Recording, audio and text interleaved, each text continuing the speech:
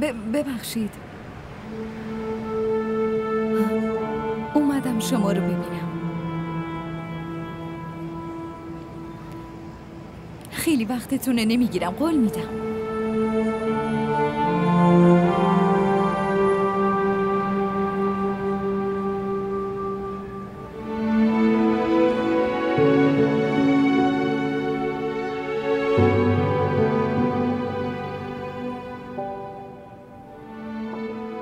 ممنونم. خواهش میکنم.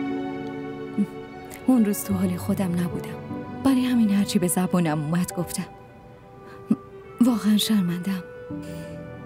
اشکالی نداره. ممنون.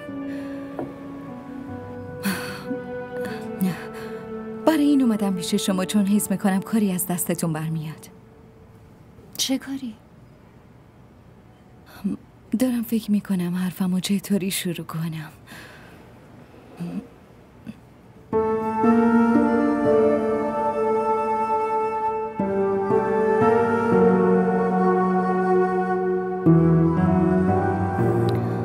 اون داره باهاتون ازدواج میکنه؟ خبر دارم، شکی توش نیست. فقط برای دل خودم میپرسم. اون روز که به دانیل زنگ زدم و شما جواب دادین حس کردم شاید اگه بگید نه هم من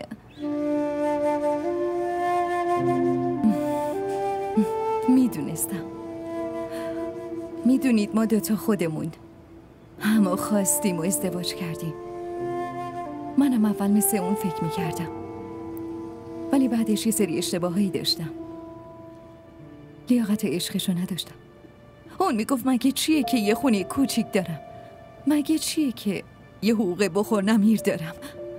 مگه چیه که ماشین ندارم، حساب بانکی ندارم؟ من تو رو دارم احوش. بیشتر از این دیگه چیزی نمیخوام.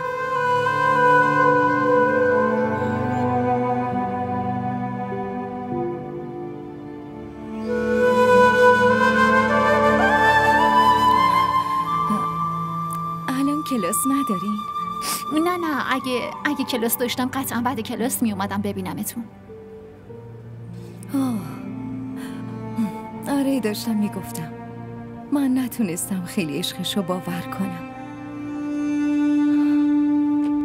دارم فکر میکنم برای چی با وجود همه کارام بازم میخواست جلومو بگیره. روزی که طلاق گرفتیم اون روزش خیلی تلاش کرد، ولی من رفته بودم. نمیخواستم وایسم. قبول دارم اشتباه کردم، ولی اینم میدونم که اشتباه پیش میاد دیگه. من اینو قبول ندارم.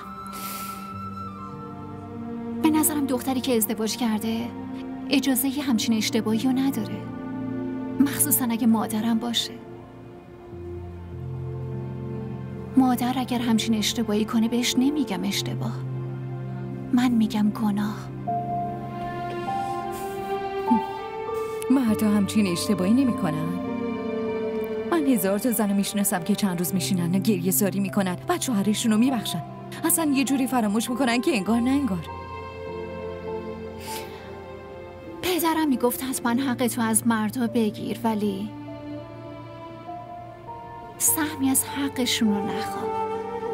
یعنی میگی مردا حق دارن اشتباه کنن؟ نه من اینو نگفتم. من میگم بخشیدن برای زن راحت تره. چرا؟ چون مرد نیست که بچه رو به دنیا میاره، زنی که بچه رو به دنیا میاره. تربیت نسل به محبت و دلسوزی اونه. به هر حال این فقط نظر منه، ممکنه شما موافق نباشید. حالا یه دفعه چی شد؟ شما که با شهریار احمد ازدواج کرده بودی. همه ازدواج نکردیم. منو گول زد. موقع ازدواجمون زنش از راه رسید. وقتی هم که زنش شدید موش شد. شما اسمتون هانیه بود درسته؟ بله. آره هانیه. داشتم میگفتم که اتفاقا خوب شد. سزای گناهمو دیدم. شما درست میگفتی. من پیش اون گناه کردم.